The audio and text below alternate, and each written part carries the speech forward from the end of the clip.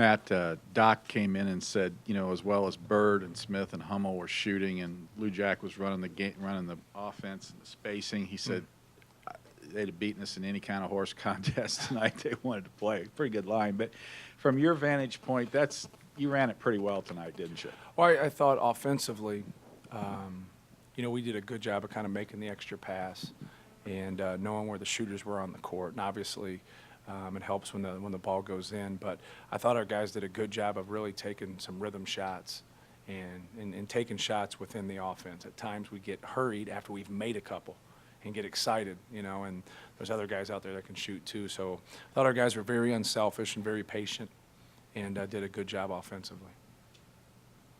On Monday, you talked about how having Bird, Hummel, and Smith out there on the court at the same time really spaces out the offense, and right. I think today was a great example of that, kind of especially in contrast to the Michigan State Yeah, game. all three of those guys can shoot, and you see the threes that they make.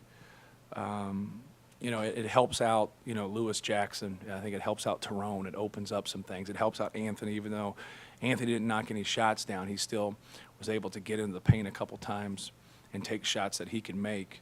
And we just have to have that balance between penetration and getting to the rim and then knocking down some threes.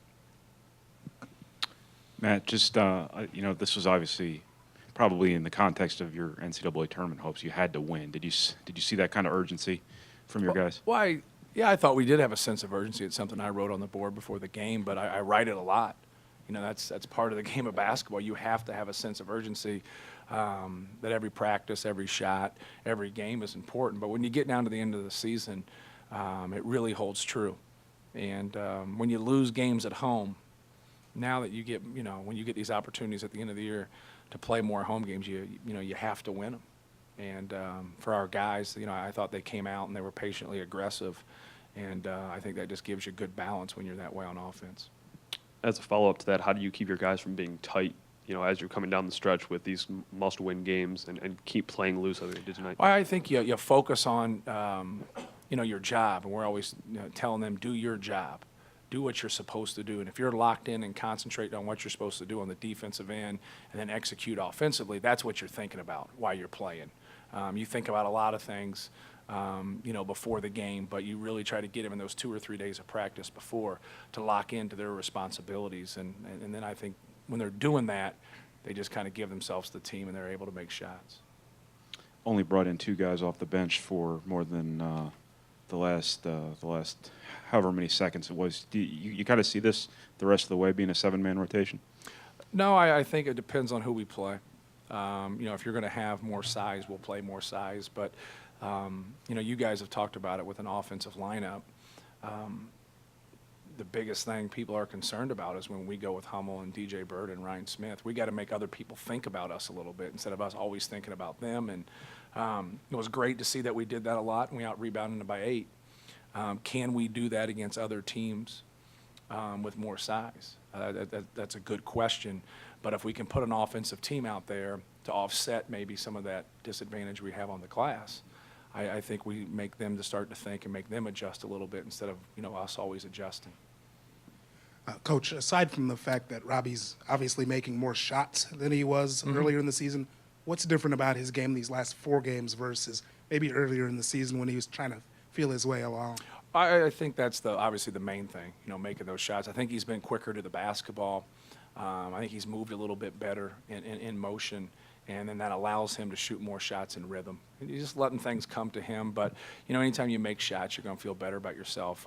I think he's quicker to the ball on rebounds, too. I thought tonight you saw a couple offensive rebounds that he had. One he got fouled on, one he scored on, that, he tracked down just through effort and being quick to the ball. He had it happen to Michigan State a couple times, too, but he wasn't able to finish. Coach Sadler talked a little bit about the differences between the Big 12 and the Big 10 and some adjustments that he needs to make with his program moving forward. Did your recruiting philosophy change from the Missouri Valley to the Big 10 as far as what type of player you looked for over and above the obvious? Right. No, not really. You tried to get the guy that fit. You can't – some guys can coach anybody. I'm not one of those guys. I have a tough time.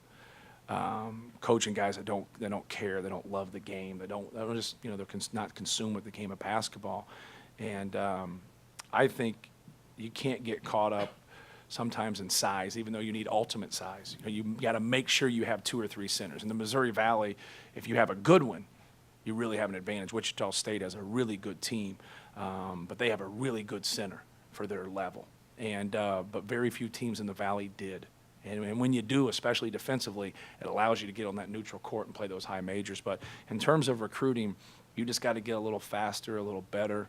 But we've been able to land some guys that we beat mid-major schools for that were very good players here. Chris Kramer was a very good player.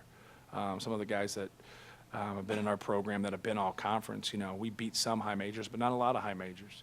So it gets down to finding a good basketball player and a good fit for you and your school. Matt, what you can get off the bounce from Tyrone, is that something that's important to your offense too? Because you always talk about offensive balance, and between your shooting and between your penetration from the point guard position. Seems like he brings you that kind of that sort of presence. Why I thought tonight they stuck their big guy on him, and we've had this before where Tyrone's been able to really expose people when they put their actual center on him. So we go to the small lineup, but tonight he did something he hasn't done the whole year. Is he just waited, and he passed the ball a couple times while that guy was on him, and just kind of picked his spot. Instead of just right away we make one pass and all of a sudden he just drives him while their defense is set, we moved the ball. A couple times we ran a set, a couple times we just ran motion, and he was able to attack and score. And then other times he moved the ball and showed some patience and got somebody. Because a lot of times when you have a mismatch, when you break your man down, you're not always kids think they have to create for themselves. And really you cause a mismatch, and then you create and draw 2 people, and it's going to be somebody else's attempt at the basket. So I thought he did a good job tonight showing some patience when that happened. Coach Lou got to the bucket early, got a couple layups, I think, in the first half. And you talked about driving and dishing. How important is it that he maybe set that tone early of getting into the lane, drawing defenders, and then opening it up for the other guys? Oh, it's important that he scores. I think he has to take his jump shot, he has to take his pull-up, and he has to get to the rim. When he has that balance, now he has good instincts, and he's going to pass the ball. I think more than anything, he didn't turn the ball over. And we can sit there and dissect what we do, but if we're going to get attempts and we're going to play more skilled people on the offensive end, I think we're going to be better. And I think we're going to score the ball more. The question is, when we miss, can we get those balls, and are we better on the defensive end? I think those are the questions. But I think Lou did a great job for us tonight, having balance, but also just flat out, just as a point guard, not turning the ball over.